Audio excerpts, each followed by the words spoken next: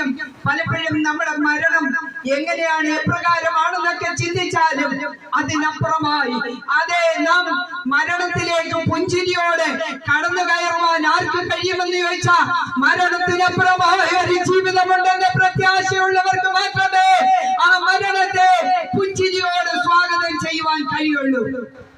ഒരു നിരീശ്വരവാദിയായ വോൾട്ടർ ഇങ്ങനെ പറഞ്ഞു. വോൾട്ടറിന്റെ മരണം ഒരു നേഴ്സ് ഇപ്രകാരം പറഞ്ഞു, ഇനി ഒരു നിരീശ്വരവാദിയുടെ മരണം എനിക്ക് കാണുവാൻ കഴിയരുത് എന്ന്.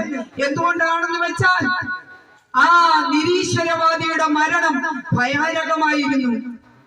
കാരണം അദ്ദേഹത്തിന് ദൈവമില്ലായിരുന്നു.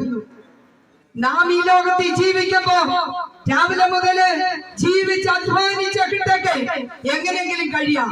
നമ്മുടെ മരണത്തിനപ്പുറമായി നിശ്ചയമായും ഒരു ജീവിതമുണ്ട് സ്നേഹിതരെ. മരണത്തെ പുഞ്ചിരിയോട് നേരിടുന്നത് അതേ ദൈവത്തിലുള്ള